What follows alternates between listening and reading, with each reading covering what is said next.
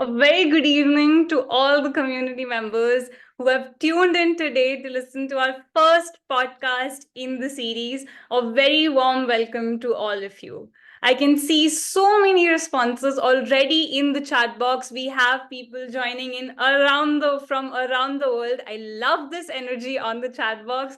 Welcome, dear teachers, parents, fellow educators who have joined us here today. Let me introduce myself. I am Priyanshi Tripathi, your host for today, and we have tuned in for a very special start to a first in the series of podcasts. Today's topic is decoding NAS, SAFAL, and ASER reports for educators. How these reports can help you shape academic outcomes in your school. So, very warm welcome to everyone. Let me tell you a little about this new series that we are starting here at Eblity. We are focused at solving problems for children who are facing challenges both academically and behaviorally, including special needs.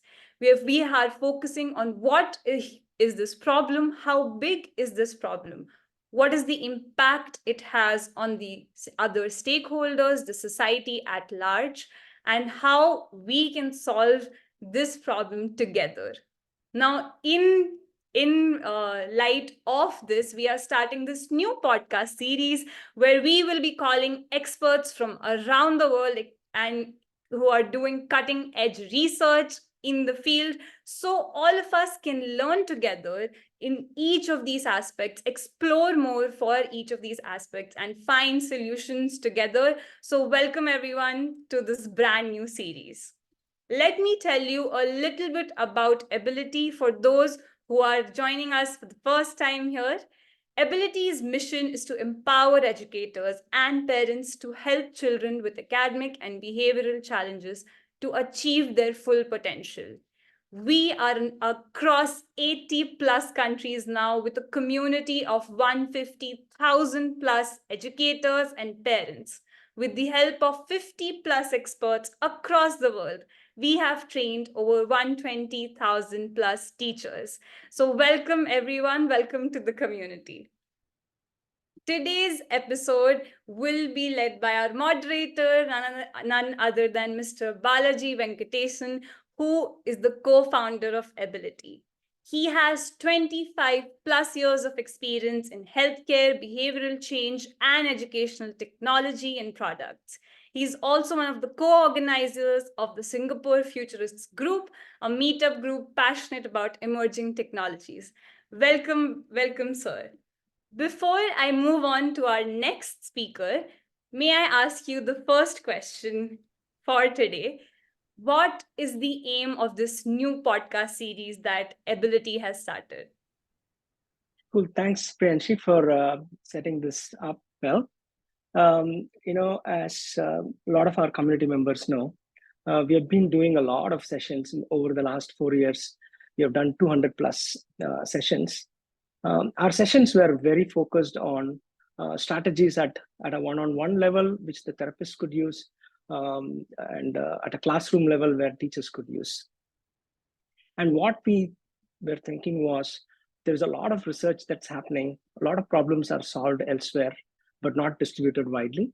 And we wanted to speak to experts, like you rightly mentioned. There is so much research on the cutting edge. So speaking to these experts from around the world and learning together as a community so that we can understand the big picture, right? Because the educational ecosystem is bigger than the classroom and the school, and there are influences from outside, right?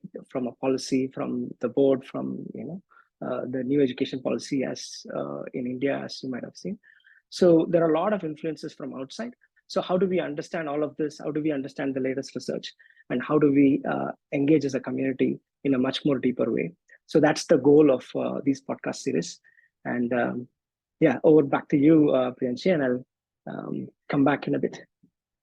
Thank you so much for highlighting the aim of this beautiful podcast series that has been started. And now let me introduce to you our first speaker launching this series with an amazing, lovely speaker we have with us today, Ms. Pooja Nagpal, who is an Associate Director at Student Assessments at Central Square Foundation. She holds a master's degree in psychology from Delhi University and has 15 years of experience specializing in education assessment and measurement. Ms. Pooja has played a pivotal role and significant national assessment initiatives, such as the National Achievement Survey 2021, conducted in collaboration with NCRT and CBSE. She is also the Associate Director, like I mentioned, at programs focusing on foundational literacy and numeracy at Center Square Foundation. Welcome, ma'am. We welcome you. We are honored to have you with us today. Now, given that you have been part of such significant large-scale assessments, I would love to ask you what motivated you to be a part of this space? What motivated you to join this educational journey? If you can talk to us a little bit about your journey till here. Hi, Priyanshi. Thanks for the introduction and glad to be here. Looking forward to this interesting conversation. Talking about my journey in the educational assessments in India, it has been an interesting one. I started out my career by working with the private school sector, where I was working for the organizations who are providing assessment solutions to the private schools. And slowly I transitioned to the development sector to have an experience of the system level assessments or the large scale assessments, as we'll be talking about today. And the motivation was to be a part of the design, the administration of these system level assessments, to see how they impact various stakeholders in our education system. For the last 4 years, I have been working with the Central Scare Foundation, and I have been part of some of the prestigious large-scale assessments in the country, like the National Achievement Survey. With NCRT, with CBSE, we have supported them and currently supporting for SAFAL, which is a school-based assessment. I also work with states for providing technical support for designing and implementing the foundational learning assessments. So truly, it has been an interesting one. Thank you. Thank you so much, ma'am, for sharing that with us today, with your illustrious career and experience in these assessments. We are privileged to have a conversation with you today on these things, and it will be a great looking forward to that discussion and conversations. Now, before I hand over to Balaji to take it forward, let us do a quick poll with all of our participants who have joined us today. Let me launch a poll to understand how many of you have participated in these large-scale assessments that have been happening around the country, or have you heard about these assessments? Maybe your school participated in them, maybe you personally was a volunteer. So please tick on the respective large-scale assessments that you have been a part of. As a school, as an individual, as a volunteer, I would love to see some responses here. Okay, that's great. I can see all of you pouring in your responses. And for those who are joining us on LinkedIn Live, you can type in your responses in the chat box there. Okay, which of the following? I can see a lot of you saying NAS, ASER, SAFAL, state level assessments. Across the board, I can see a lot of responses. I will end the poll. I'll end the poll in another minute. I can see some people responding on the chat box. I would love to see your responses in the poll so all of us can see what's the distribution like. I'm sure our speakers would love to see how many of you have been participating in these assessments. Okay, someone responded. Great, that's amazing. Now let me end the poll right here and share the results with all of you. As we can see, this is an amazing response from the audience. So many of you have been part of the National Achievement Survey. A lot of you have been part of the SAFAL, Structured Assessment for Analyzing Learning. And a lot of you have also been part of state level assessments, a little less on ASER. But that's great. Today, we are all here about to know about these assessments. What is the impact of these assessments? How are they relevant for you as different stakeholders? Now I would like to hand the stage over to Balaji and Pooja to take this discussion forward. Thank you so much.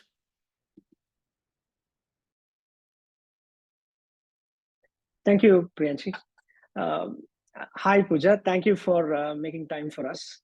We have used a lot of CSF resources as we built this community. The reports have been extremely valuable. The resources have, has helped us a lot.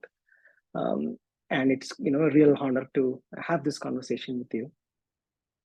Let me jump right into the topic.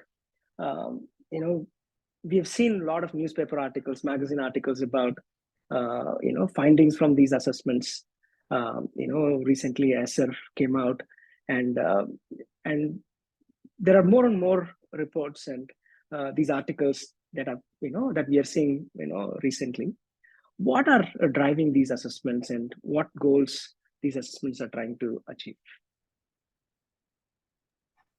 Sure. So Balaji, let me start with talking a bit about the purpose and the role of these large-scale assessments in education in general. So if you see that these large-scale assessments of education are designed to assess or evaluate the effectiveness of the education system, and they do so by measuring students' learning outcomes, skills, knowledge, competencies across grades and across key subjects like language, mathematics, and science. The key purpose or the primary purpose of these assessments are to provide insights into the students' learning, inform policy, guide educational improvements, and to some extent also foster accountability within the education system. So by comparing data across the different test cycles, across time, or even comparing performance against any established benchmarks, these assessments help us to identify the strengths or the areas of improvement, identify the learning gaps so that guided interventions can be implemented. As we all know, the global assessments like PISA and TIMSS allow countries to compare student performance against these established benchmarks or global standards.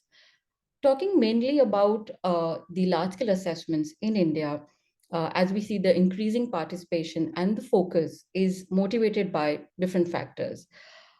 First of all, as we all know that India has made significant progress in achieving providing access to the school education. So while on the one hand, the retention and the enrollment rates have gone up, however, the learning outcomes as the low learning levels evidenced by our reports like NAS or ASER have been an area of concern. So if I can put this, the focus of the large scale assessments in India reflects a commitment to improving learning gaps, to addressing these educational challenges so that we can ensure we provide equitable access to the quality education to the diverse learners in our country.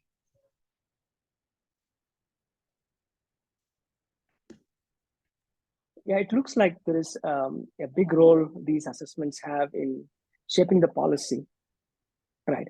But as a typical audience like teachers and schools, sometimes it kind of feels I'm a bit disconnected from this big picture, right? It doesn't seem to really affect my day to day.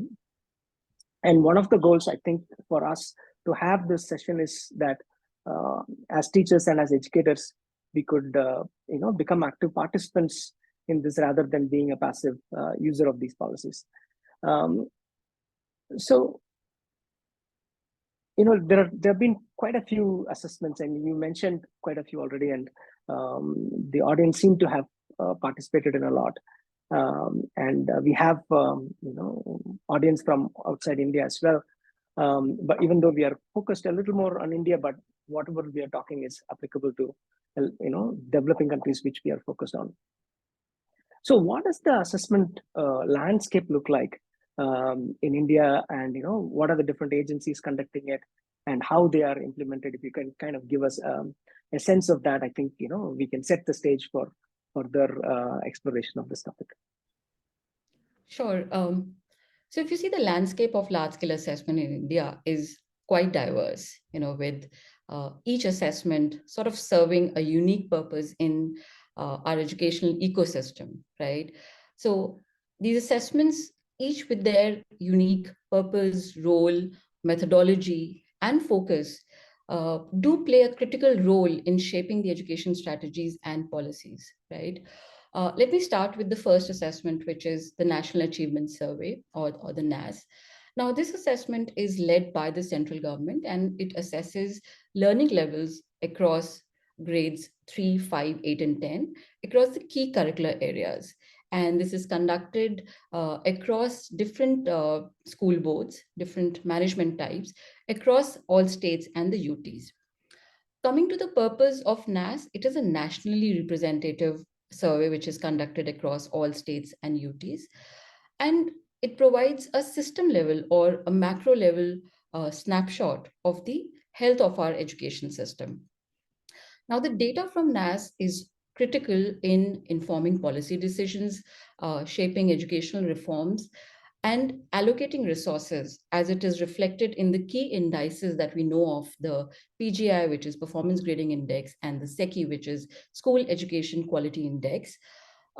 These indices indicate or inform the funding and the resource allocation to the states.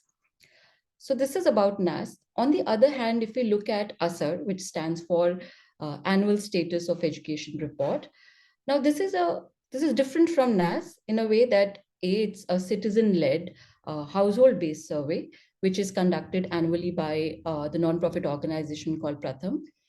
Also, ASER provides a grassroots perspective on the education status, specifically across rural India. So if I talk about the purpose of ASER, it provides us estimate of the school enrollment and also assesses the foundational reading and numeracy skills in the age group of children between 5 to 16 years.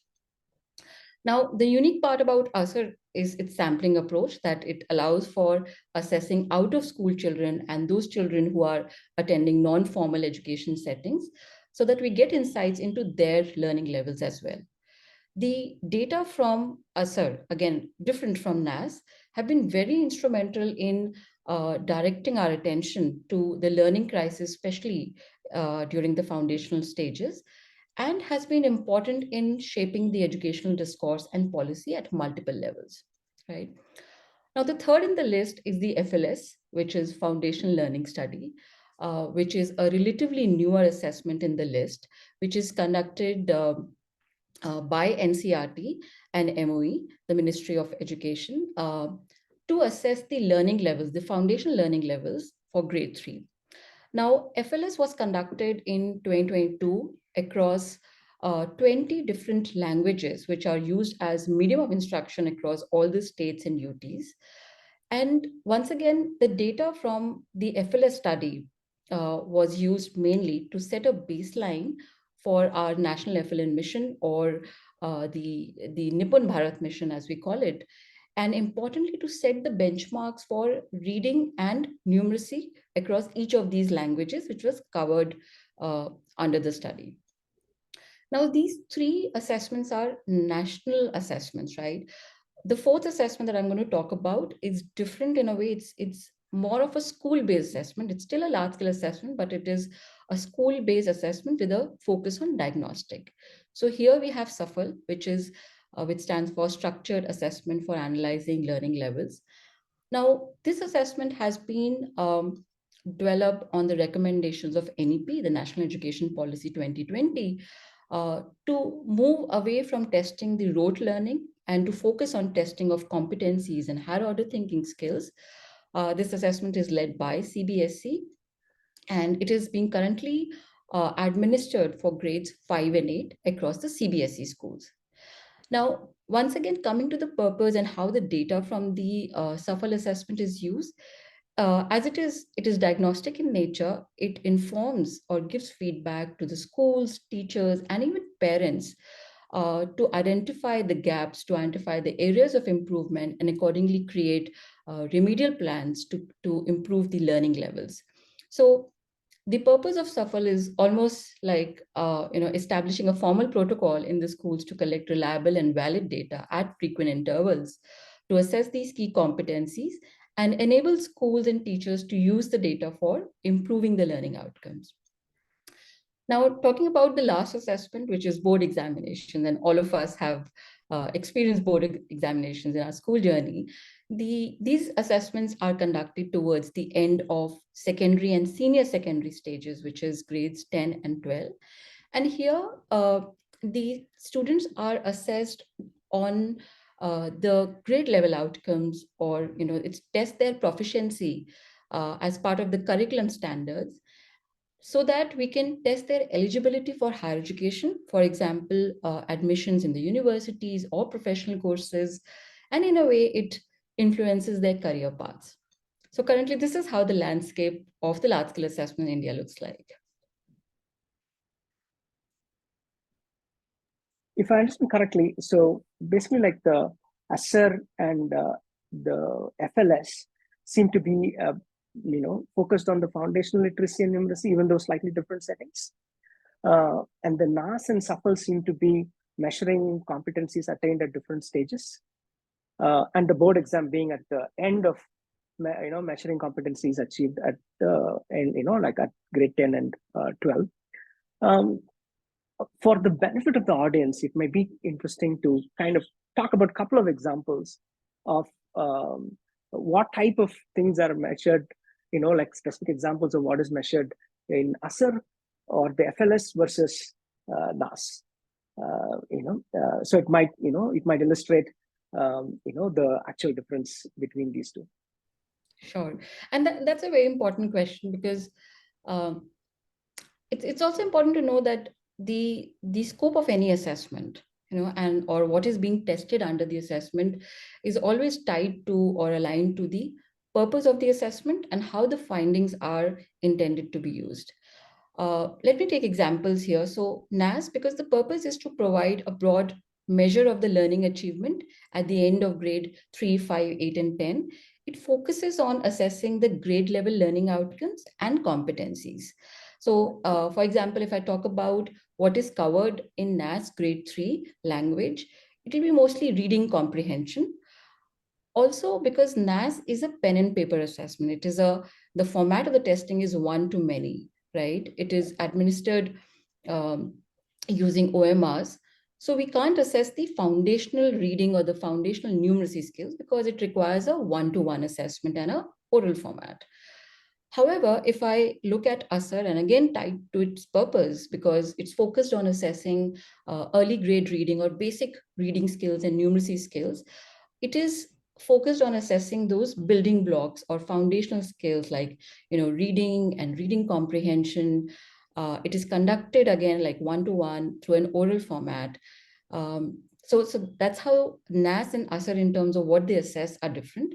Looking at SAFAL, because the purpose is to focus on students' competencies, which means that it not only assesses the conceptual understanding, but also how children are able to apply those concepts for solving problems or higher order thinking skills or critical thinking. So that's the purpose, and therefore it's different from NAS and ASER, which are not assessing higher order thinking skills, but more basic skills in reading and numeracy. Got it. Understand.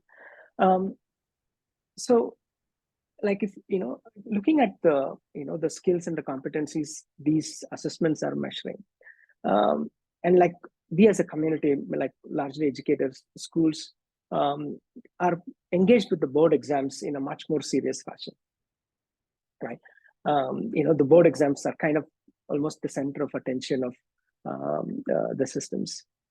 And how do we distinguish between the board exams and some of these assessments? There are 2 or 3 different goals, it looks like. And how are they, how can we compare, contrast this, and what are they measuring? You kind of alluded to it a little bit earlier, but if you can expand on it. Sure. So in terms of the purpose, right, while NAS is focused more on providing a macro level view of the health of our education system, it does so by assessing the grade level learning outcomes at the end of these critical grade stages like 3, 5, 8, and 10. And as I said, ASER is more focused on reporting on the school enrollment and also the basic reading and numeracy skills. So again, the scope or the focus is more on assessing these foundational skills.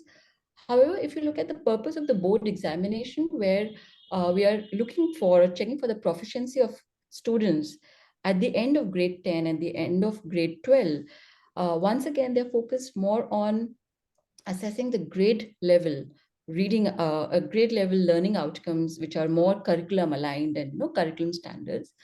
However, I must say that even board examinations gradually are moving towards being more competency based. And we are seeing that shift from just assessing learning outcomes or broadly just the conceptual understanding, where that we see a shift towards more of competency-based questions even under board exam. But because the purpose of board exam is to certify children at the end of grade 10 or provide a school leaving certification to sort of inform decisions about their higher education, the test design or the scope is different from NAS and ASER.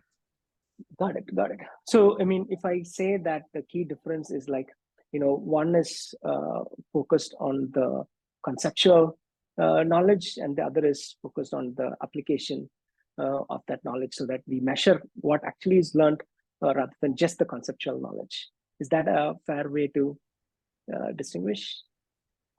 Yes, to a large extent. Also, see if again aligned to the purpose of the assessments, like NAS will not cover every school or every Right. student, right? Because it's a sample-based assessment. Got However, it. a board examination will test every student uh, because we are testing their proficiency and it's a certification at the end of the day. Similarly, even SAFAL will test each and every kid because it's more of the purpose is more diagnostic in nature and to provide feedback to teachers, to schools, and to students, and even to parents. So yes, Got they it. differ in terms of their what skills or what knowledge or what learning outcomes are being tested. Got it. Got it. Understand. So, with reference to the board exams, right, it's like one of the common criticisms with this is that there is a lot of teaching to test. People are really, focused on sample question papers and what will come in the exam. How to use some keywords to write an answer. So there is a lot of about how to pass the exam rather than really achieving some competencies. And how are I mean, I guess one of the purposes of these assessments is to really have an understanding of what is learned, and like to your point about the diagnostics. Um, uh, so how because we already see, like, for example, a while ago we saw like there were question papers of SAFAL, right? Sample questions, so already, some people are starting to think of SAFAL also as another board exam that needs to be cracked, and what are the shortest way to crack that instead of doing the hard work of building these competencies. So how do these assessments kind of overcome this teach to test, or like this type of shortcuts, so that we really understand the health of the system, not be misguided otherwise? Sure. Again, a very interesting question. Uh, so the assessments which are designed to move beyond, rote learning focus or assessing just the recall of the facts, they require students to apply concepts rather than just recalling the facts. By which I mean that they focus on assessing competencies, which includes not just the understanding of a concept, but also how students apply it to solve the problems or think critically or higher order thinking skills, right? Uh, Now, this is done by carefully designing these questions or what we call items and instruments, which are developed by the experts, and they are focused on as I said, testing the understanding of the concept, but also the application part of it or the higher order thinking part of it.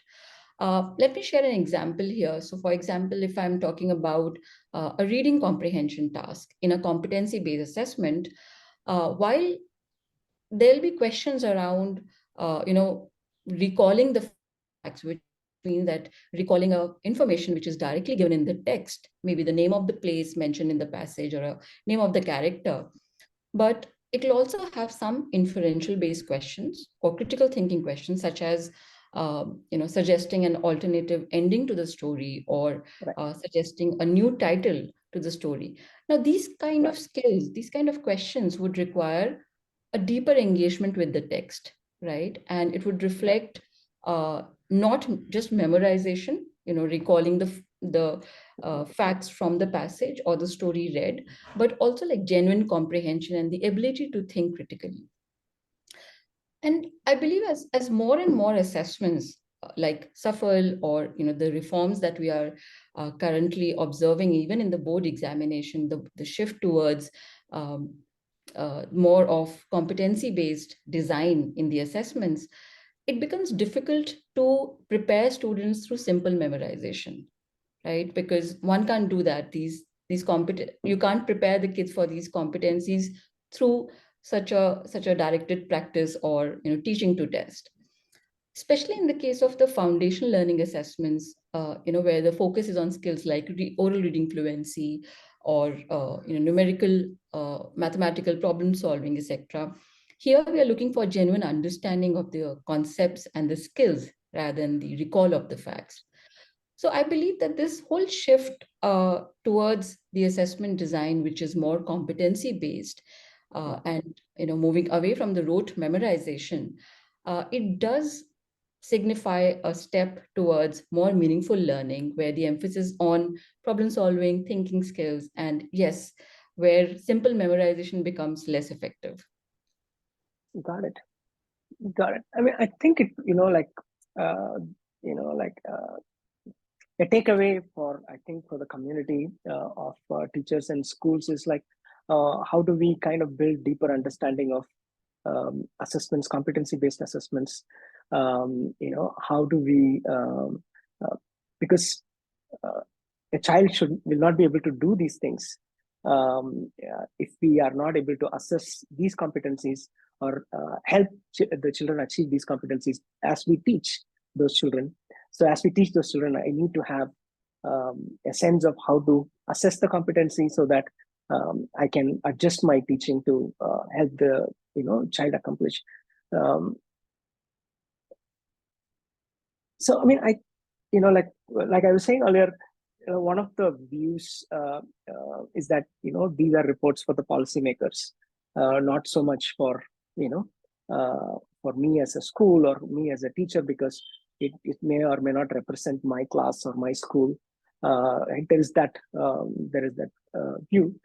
But on that note, I was thinking maybe it would be great for us to talk about the impact of these reports across the various stakeholders, including the schools and teachers. Yeah. So again, if you look at the kind of large-scale assessment that we have talked about, it serves a wide variety of stakeholders in the education system. Obviously, depending on the kind of the purpose or the intended use of the findings from the assessments. For instance, NAS holds significant implications for states and districts, right? Because their performance directly influences the ratings and consequently the funding or the resource allocation to the states. So here there's a clear accountability framework for the education authorities in the system, right? If you look at ASER, while not directly influencing the funding of the states or the districts, but it plays a very important role in highlighting the learning gaps across the rural India. And as you all know, that the findings from ASER year on year have foster public awareness and have contributed to shaping the education discourse and the policy at multiple levels, right? Without imposing a formal accountability on the specific stakeholders across state or the district level, right? However, on the other hand, if we talk about SAFAL, more school-based diagnostic assessment, now SAFAL as a tool provides direct feedback to schools, like school principals, teachers, students, and parents, right? It highlights the specific areas of strengths and areas of improvements or learning gaps across the key competencies. And it enables teachers with the data to adjust their instruction to sort of implement remedial plans and in a way provide more personalized and effective learning environment. In fact, from assessments like SAFAL or similar assessments, if the data is shared publicly, it can also inform the school choice for the parents. So Right. as a parent, Right. I will not only know, how my kid is doing currently in this school. I would also get to know how other schools in my district or in where I'm living are doing, and that can inform me with the school choice for the admission. Got it. Got it. So I guess this is one of the goals of the NEP to provide this type of information for school choice, I guess, right? That's right. That's one of the goals highlighted by the NEP. I also want to touch upon the point that you mentioned that while these large scale assessments like NAS and ASER produce estimates at a macro level, um, how can a teacher or how can a parent make sense of it, right? While it doesn't directly influence me, or let's say my school was not under the sampling frame, or was not did not Right. participate, let's say, in the NAS survey. So while NAS generates estimates at or the reports at national level, state level, and district level, uh, and as a school it does not directly influence me, it still gives me an indication of how schools in my district are doing, and sort of nudges me to sort of do a dipstick or a sense check of the performance in Right. my school and see if it's a low performing district as per NAS, what about my school, right? Like, Right. should I do a quick dipstick and check how my school is doing, and are their kids at risk or their kids at struggling, uncover the misconception and improve learning levels at my school. Got it. Got it. So uh, while NAS and even FLS are kind of a bit more geared towards the administrators and the policymakers, SAFAL is really providing a much more granular data, not even though not at a student level, but at a school level. And to your point, it's really interesting if it starts to become a tool for school choice, so that there is a lot more focus on the competency based education as well, I guess. Um, but there a lot of these assessments have happened over many years, um, and if you can talk a little bit about the impact these assessments have had, like the data that we have had from these assessments and what sort of impact it had in the last few years, then we can go back to the school and a bit more granular, so that people can understand we have done these assessments and how it impacts policy. Because one of the things that I think it will be great for the community to understand is how these assessments are done, how it impacts policy, and then how those policies would impact me as an individual or as a school, sooner or later. Right. So if you could kind of talk a little bit about the impact of these assessments, maybe that's one level of understanding, as a school or as a teacher. Right. Um, Let me start with throwing some light on how the data from these assessments are utilized, across different stakeholders in the education system. So, again, taking the example from NAS, uh, it generates a system level data that feeds into these critical indicators like the PGI and the SICI, which in turn sort of inform the funding and the resource allocation for these states, right? And also influences the policy decisions taken across the states and the districts.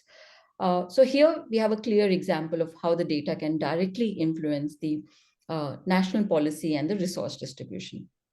On the other side, uh, ASER's contributions, while not directly tied to the funding, but they do have a significant impact on the educational discourse and the policy. In fact, a very compelling case from a recent finding from the survey conducted, the ASER survey conducted in 2023, the Beyond Basic, it highlighted the urgent need for the foundational, for the catch-up programs for foundational literacy and numeracy skills for adolescents. Now, if we look at it, the insight highlights not just a critical educational gap, but also a critical life skill gap for the children between 14 to 18 age group, right? Again, sort of emphasizing the importance of foundational skills, both for academic success and also for the daily life. Now, in terms of the larger implications of the findings from these assessments, I would say one of the most transformative policy has been the National Education Policy 2020 in India, which has been informed by the data generated year on year by surveys like NAS and ASER. Also, the launch of our national FLN mission, which is the Nipun Bharat mission, once again has been informed by the insights which have been generated by ASER and NAS, constantly pinpointing towards the low learning levels in the foundational grades. So definitely, I think both these initiatives are truly a testament to the power of data-driven decision-making in shaping the future of education in our country. I would add to it by saying that even at a state level, and CSF has been working with many states for the foundational literacy and the numeracy program, we have seen the incorporation of NAS and the FLS recommendations given by the reports to inform the education policy, which has led to curriculum reforms as well. Several states have seen shift towards prioritizing the FLN skills, improving their TLM, the teaching learning materials, or enhancing their teacher professional development programs, and even improving their assessment methodologies. So yes, I think all these initiatives are directly impacting the classroom practices and towards improving the learning outcomes. Right.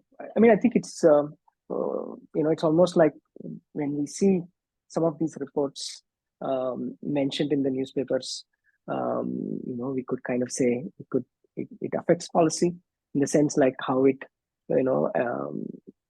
how it probably informed NEP, right? It would continue to inform other policies and allocations of budget and and regulation, I guess. But one of the things that these reports seem to have highlighted strongly again and again is this huge crisis in learning, right? Like a lot of students are going to school but not learning, right? While we have, to your point that you made earlier, there is we have done amazingly well with enrollment, I think, across the world, including India, but the quality of learning is still wanting. So how can we use this data from these reports to raise awareness of this learning crisis to educators, including everyone who is participating today, and like as Eblity, as we reach out to a lot more teachers and educators, how can we use these reports to raise awareness, pinpoint what the root causes are, and what sort of actions the schools could take to overcome this learning crisis? It seems to be quite a dangerous trend. Yes. See, I truly believe in the power of these large-scale assessments, or rather, I would say any assessment, in its ability to provide detailed diagnostic information that can inform the why behind these low learning levels, right? Let's understand how the data from these large-scale assessments can be used effectively. And I'm here talking also about assessments like SAFAL, which are not system level assessment, but more of like school-based assessment, right?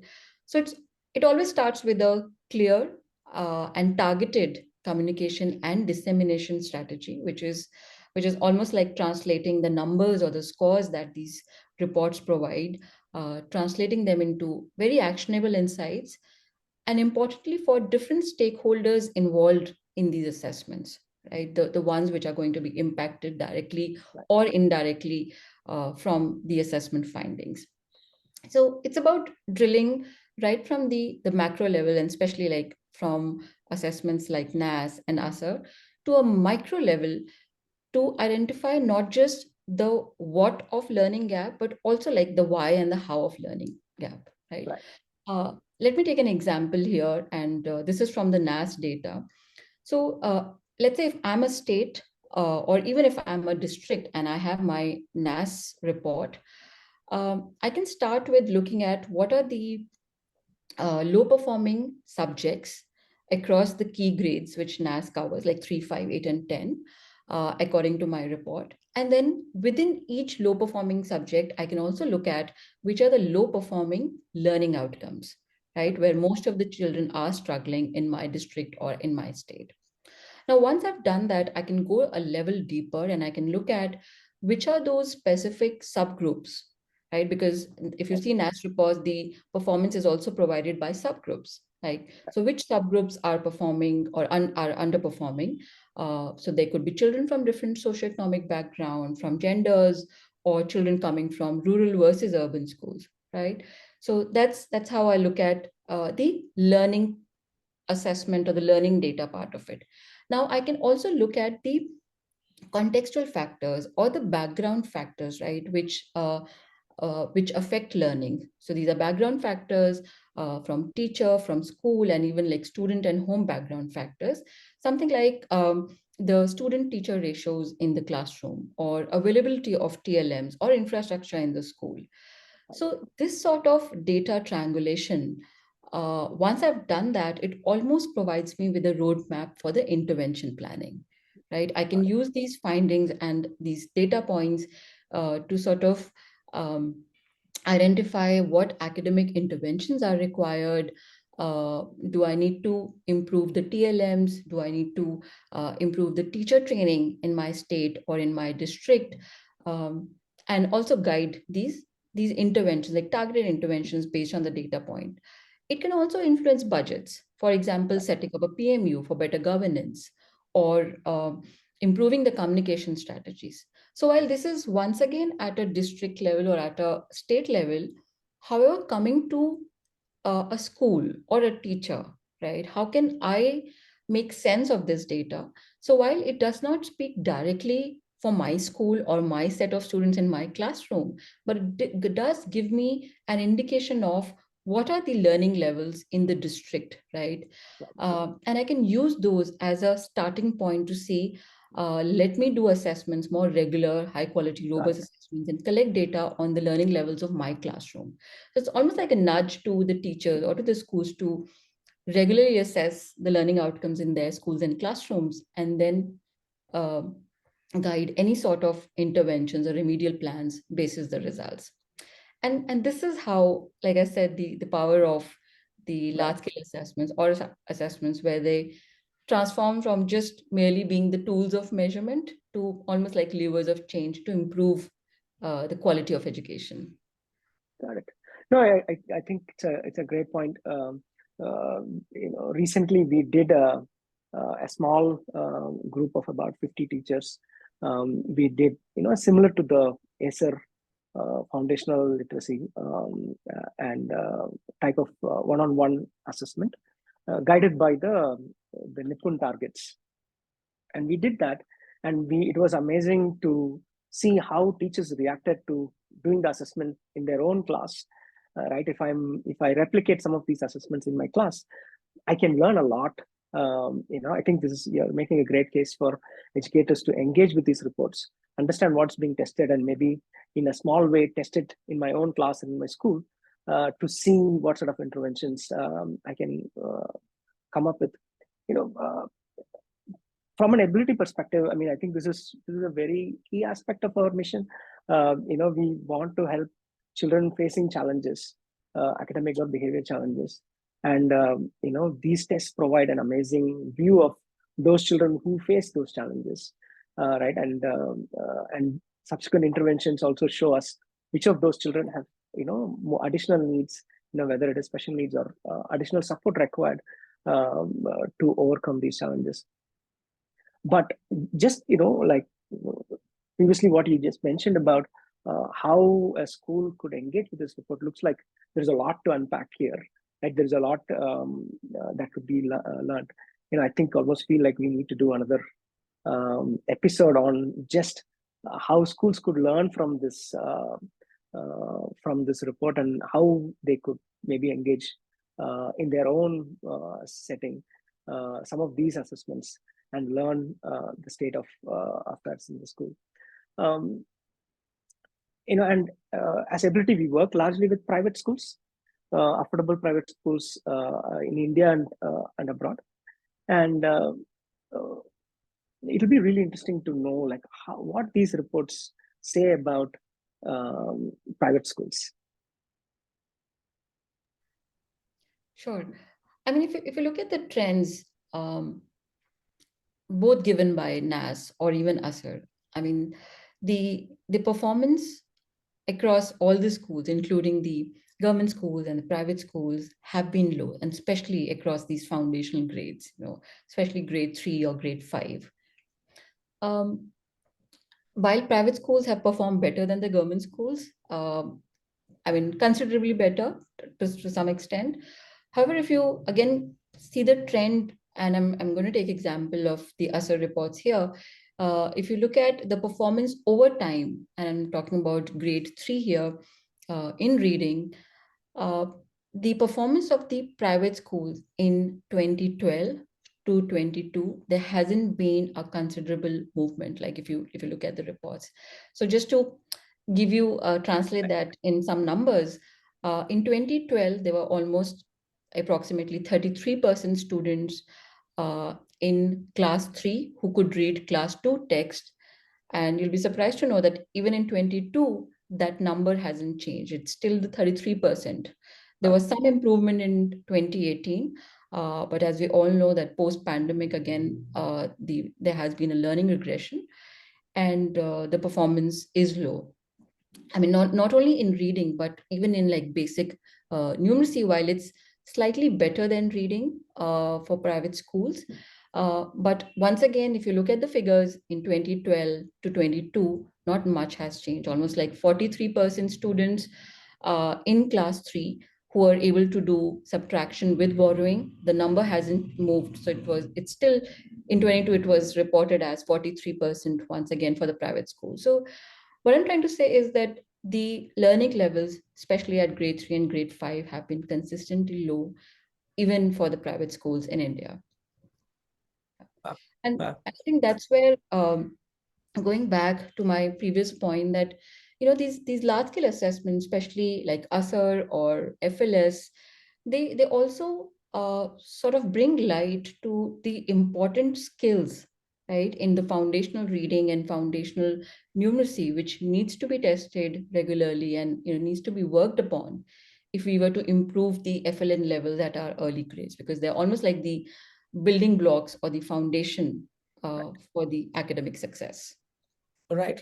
Yeah, I mean, like, like children who do not have these skills attained when they are at grade 5, they continue to suffer, and the gap keeps increasing.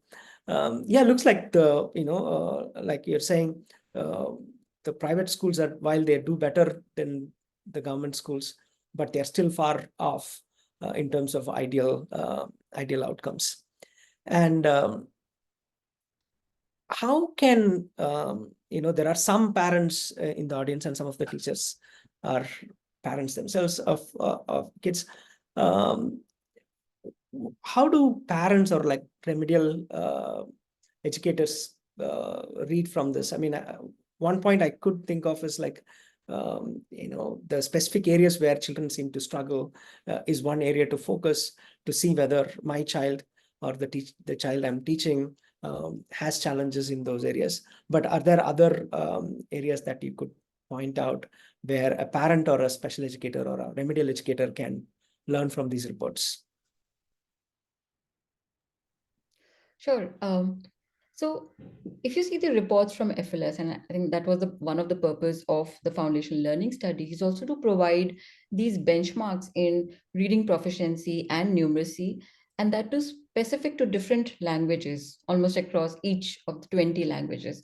So I think that benchmark provides a reference point for me as an educator, as even as a parent, right, to see how my kid is doing, uh, against that particular benchmark for that language, be it Hindi or be it Bangla, right? So today I have a benchmark for that proficiency, and as a teacher, I can assess the students in that language of my classroom and see where kids are towards meeting that benchmark, because that benchmark almost signifies that if you're able to read at a certain pace, relevant for that language, you are able to comprehend most of the text.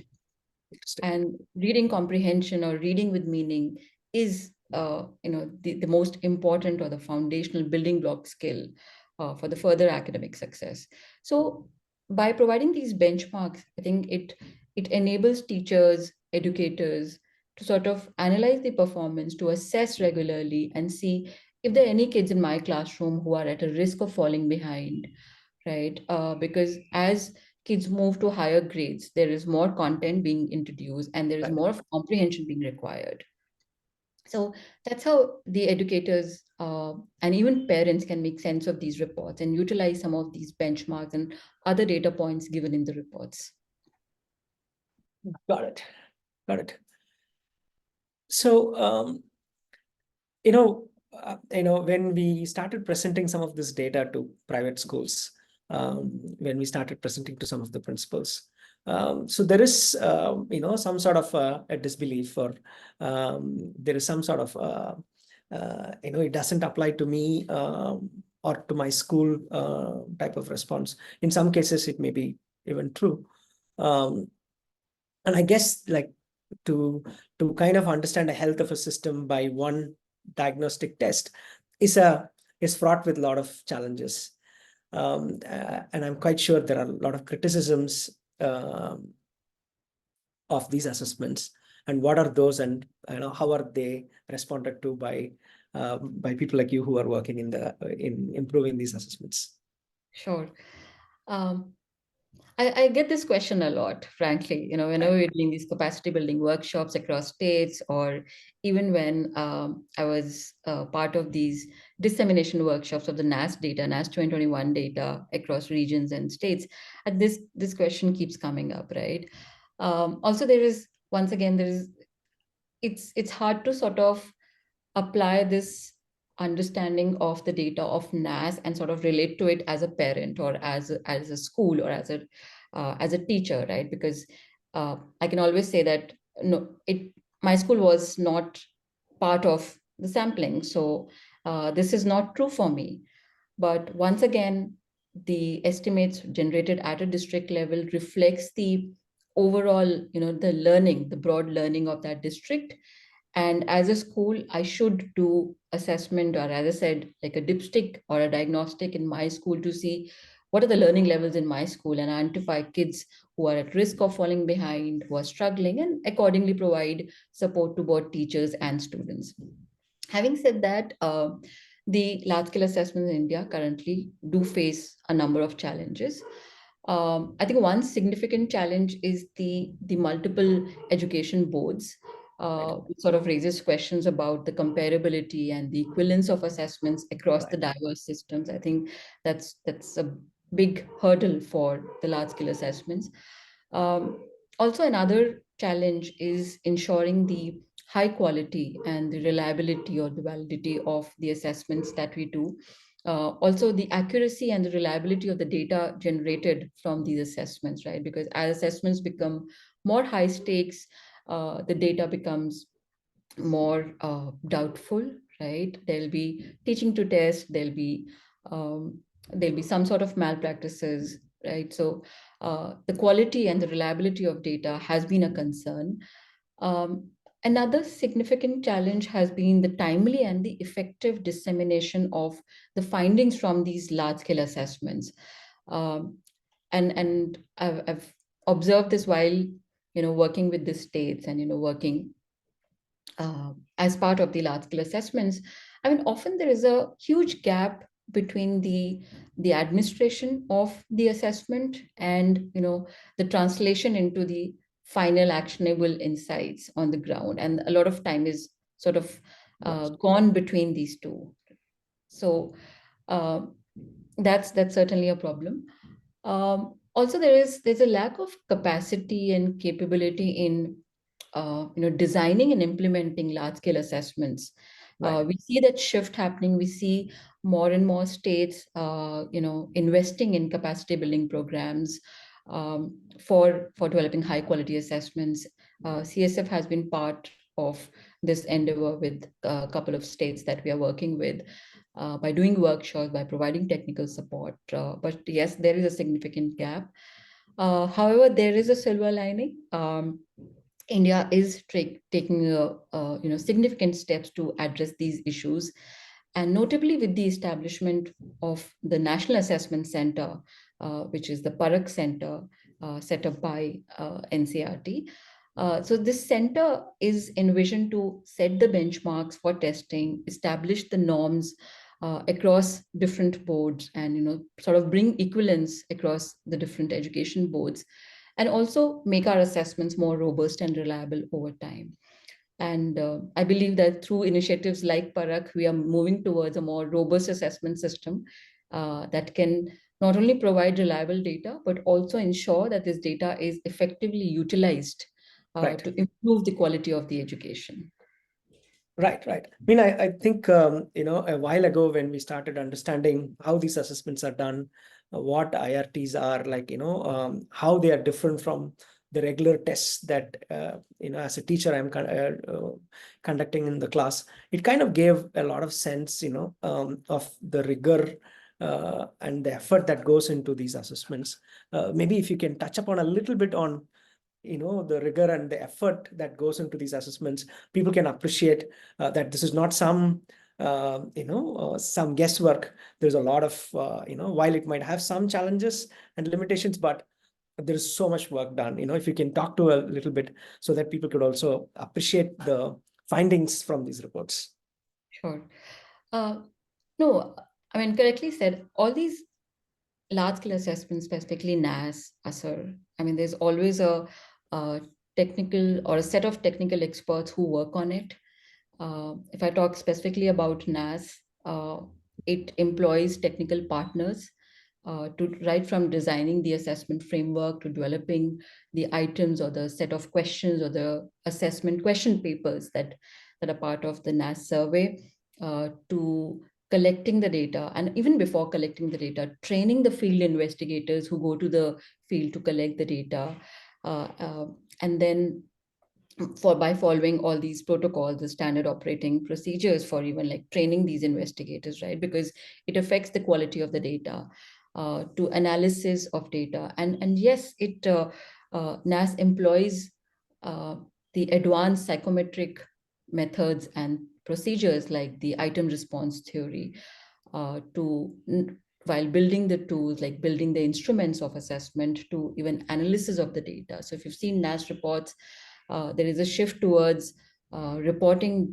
data in scale scores and in proficiency levels than just absolute raw scores, right? So that does signify a shift in sort of improving the quality of assessments, the reliability of the data.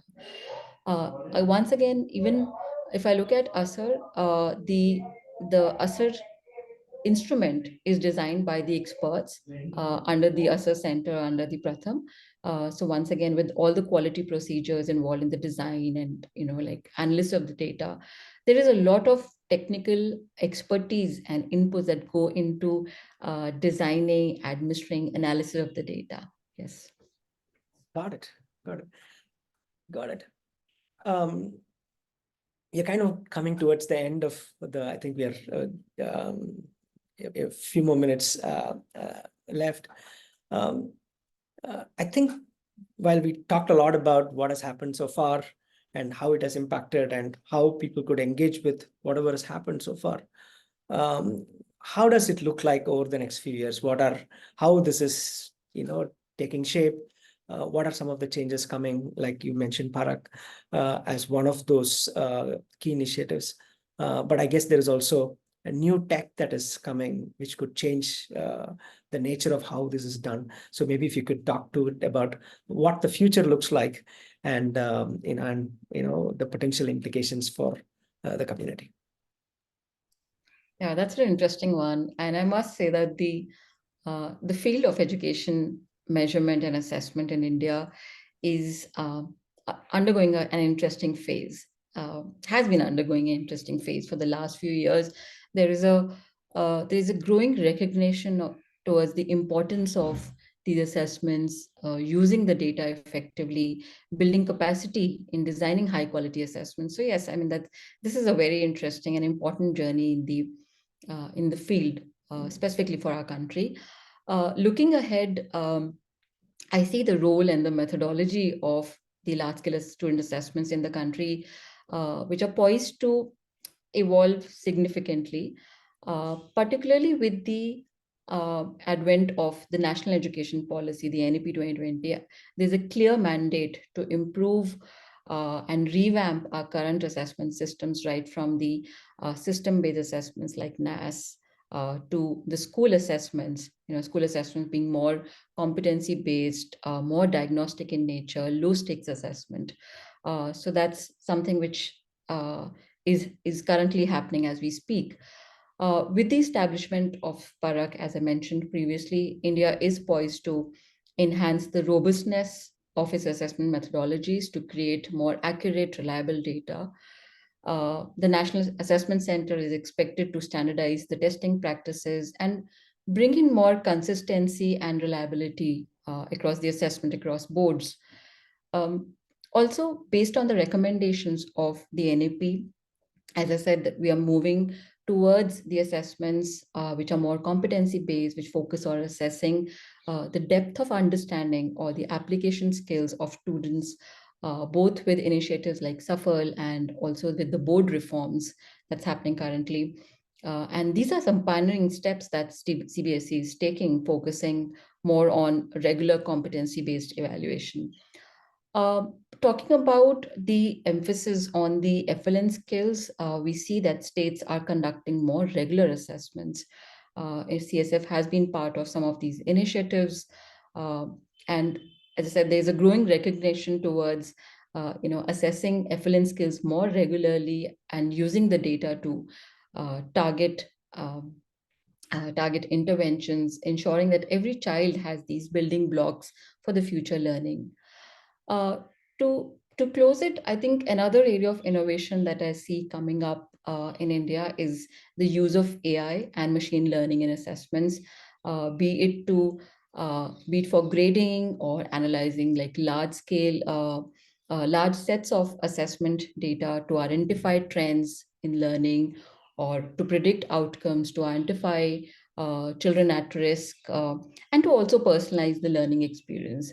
So I would say that to sum it up, like the large-scale assessments in India are truly evolving to become more competency-based with a focus on quality and reliable data. And importantly, the use of that data so that we can improve the quality and equity of education for every student. Amazing. Thanks a lot. It was quite a lot of great insights and information for the audience. And from an Eblity perspective, these assessments have been very instrumental in shaping us as a company and as to where we should focus. Initially, we were very focused on children with special needs, and these assessments actually gave us a sense of how we should expand it to foundational literacy and numeracy, and how that actually may be a better way for us to identify children with additional needs. So, personally, for us in Eblity, it has affected and shaped our, what we've prioritized and focused on. Hearing from you today, like I kind of feel maybe we need to do 1 or 2 more episodes on assessments and how schools could better learn from this, how parents could better learn about assessments and build capacities.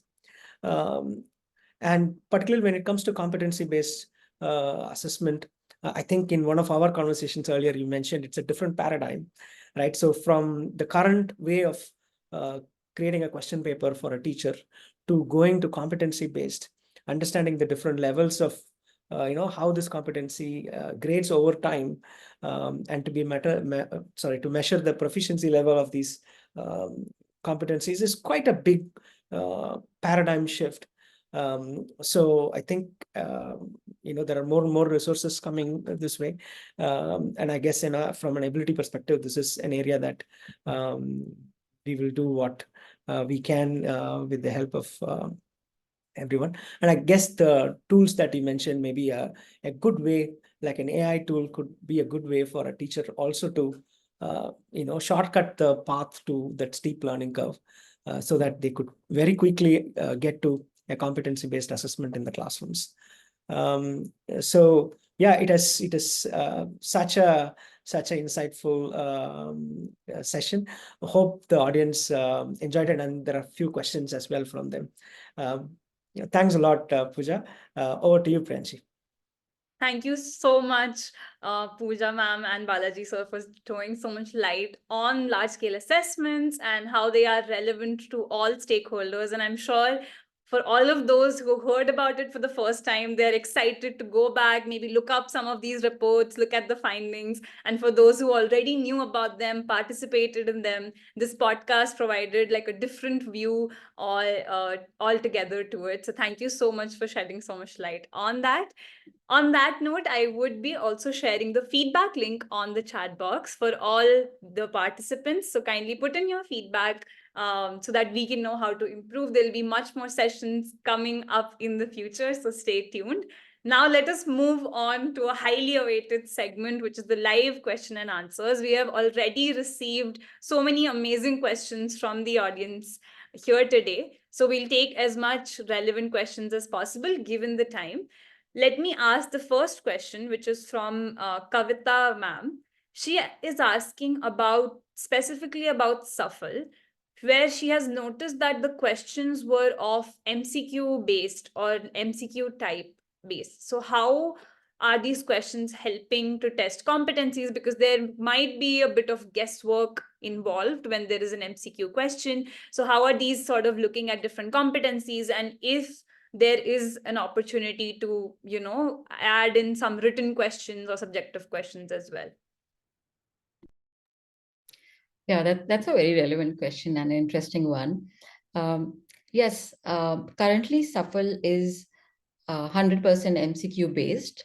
However, while we are designing these questions, and we are doing that with the CBSE teachers, while we're designing these questions, the focus is not to assess, as I said, just the recall of the facts, but to apply that concept to solve a problem given in the MCQ, given in the question, right? So the example that I gave, that after reading a passage, rather than asking direct recall-based question, such as recall the name of the character or name of the the place that was mentioned in the story, it is more about applying the inference-based skills, right? So why something happened, the answer to which is not given directly in the text, and the child has to infer basis the information provided directly or indirectly in the text.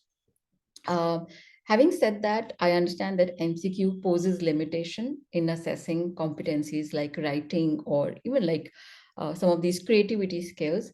However, we will slowly move to more competency-based assessment formats, but currently it is MCQ also because to scale it up, we need to make sure that more and more students are able to take this test.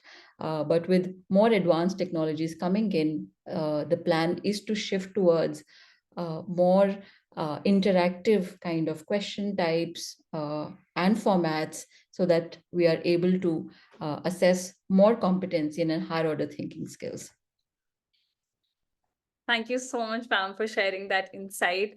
To move towards, there is a possibility to move towards different formats, but currently to take care of so that we are not asking direct questions. There are different kinds of ways that is already being taken care of in the MCQs, is what I understand. Now, another question by Shivakumar sir is, this is about assessments in general. A lot of times there are different types of students and the teacher is the same, question paper is the same. How can we sort of ensure that, these different needs of different students, we are, testing it appropriately and sort of taking care of that? And I'm sure this is also something that you must be facing while designing large scale assessments, since you are now, this different types of students are across the country now. So if you could share some insights on that. Yeah.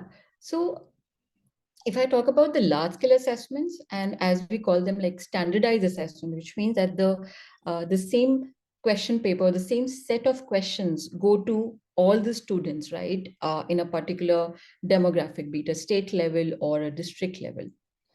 Now, the purpose of these large scale assessment is to sort of create that, the learning achievement or the snapshot of learning across a state or a district level. And that's why it's important to follow the standardized question paper or the standardized practices in assessments, right? However, at a classroom level, a teacher has that flexibility to create, different assessments or more personalized assessments. And once again, with more advanced technology coming in, we see the personalized or more adaptive assessment, even at a school or classroom level, coming in. So absolutely right that assessments which are speaking to the individual needs of the students are important. But once again, because the large scale assessments have a different purpose, they follow more standardized question papers. But at a school level, at a classroom level, there is always a flexibility with the teacher to sort of make more personalized assessment and identify the individual student needs. Understood, ma'am. Thank you so much for shedding light on that. Now, there is one really interesting question, I think, after listening to the conversations about these large-scale assessments and the kind of testing that is being done. One of the teachers is asking how they can get these assessments and replicate that in their own institute or their own classrooms in order to, find gaps or, use it more effectively in their classrooms. Yeah. So for some of the assessments, like ASER, the questions or the items are released, right? So if you go online, the questions, the passages are available. But once again, the idea here is to highlight the importance of what is being tested, right? And not giving the same question, but highlighting the importance of, let's say, testing critical skills like reading fluency or reading comprehension, or testing competencies.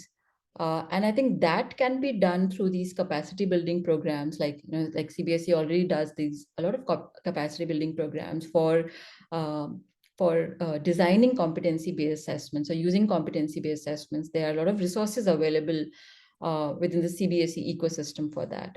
So that's how you can, taking direction from these large-scale assessments and specifically from assessments like SAFAL, teachers can be trained in designing high-quality, competency-based questions so that they can measure these skills effectively in their classrooms.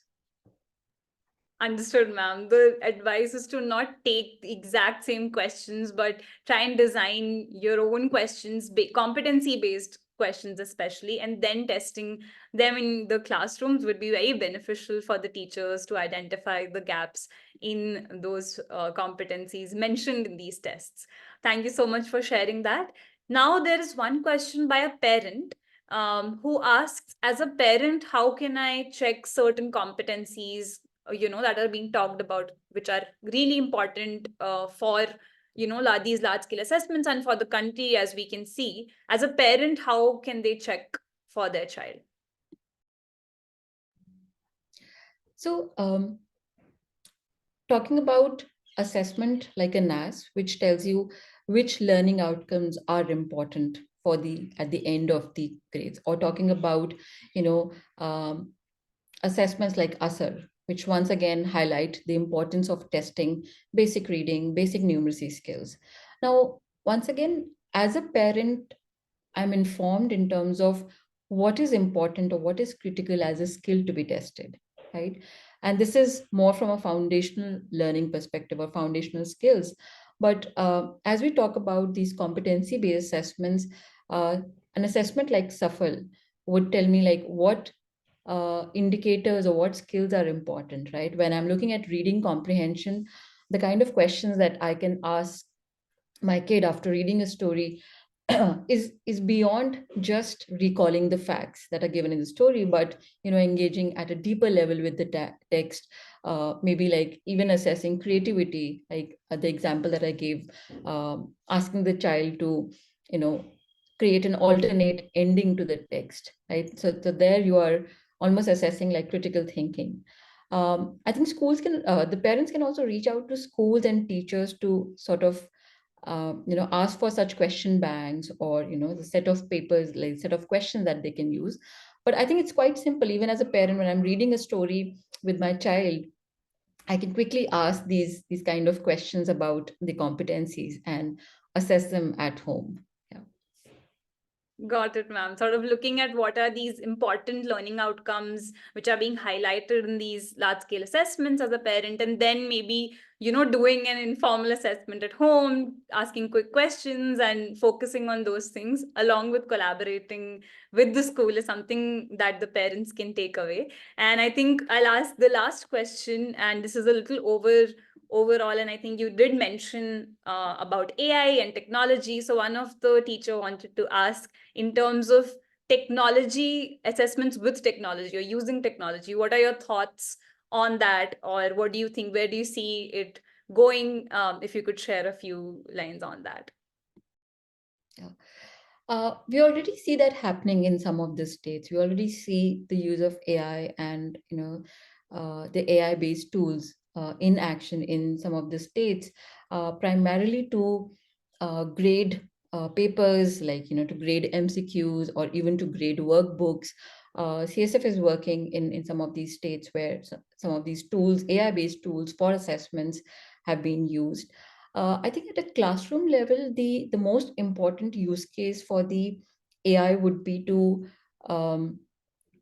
generate high quality questions for the teachers for formative assessments. And more importantly, if it can predict outcomes in terms of how kids are doing and give me a sense of what are the low performing areas in my classroom, which are those kids who are struggling with some concepts, what are the important misconceptions in a subject. So all these decision points today take a lot of time. I think with AI technology coming in, this would be faster and would be more effective for the teacher to adapt instruction or quickly give remedial programs to the struggling students.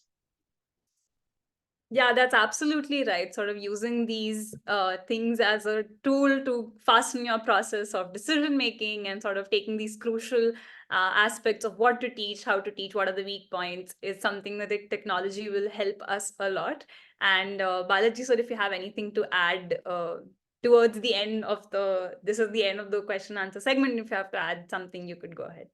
No, I was just seeing some questions about how can I access the assessments, how could I assess children with special needs, and I saw one on assessing children with sensory issues and so on. So I just wanted to say that we have kind of built some assessments, particularly based on the Nippon targets, and particularly if you start with the current grade and then you can keep going grades below to see where the child is at, particularly for children who are facing challenges. This is a great way to know where they are exactly, so that you could target the intervention. So even even like ASER, for example, could work across multiple age groups so that you know what is the level of a skill. But when it comes to special needs, I think those are specialized assessments, which is not what we are talking about today. But there is some merit in assessing foundational literacy and numeracy in children with special needs, so that you also understand where the child is at and what sort of help the child needs and where the child needs help. Right. So that's all I wanted to add, because I was seeing some questions. Yes, thank you so much for highlighting that. The general, view of the assessments on various things that can be used for foundational skills, for various groups it can be used for. Thank you so much for highlighting that. Since there was one other question for, ICSE schools, what do I do? So I'm assuming, you can use it for various groups and various students, because this is a general assessment on foundational literacy and numeracy. On that note, I would like to thank both the speakers. Thank you so much for giving me the time, and our audience benefited a lot from today's session. As you can see in the chat box, everyone is sort of pouring in their thanks, and you can also give your feedback on this link, dear participants. Thank you so much for joining. Stay tuned. We will be launching more topics, more interesting, conversations like this. Stay tuned to our LinkedIn page and into your inboxes and WhatsApp as well. Thank you so much for today. Thank you, Pooja. Thank you, Priyanshi.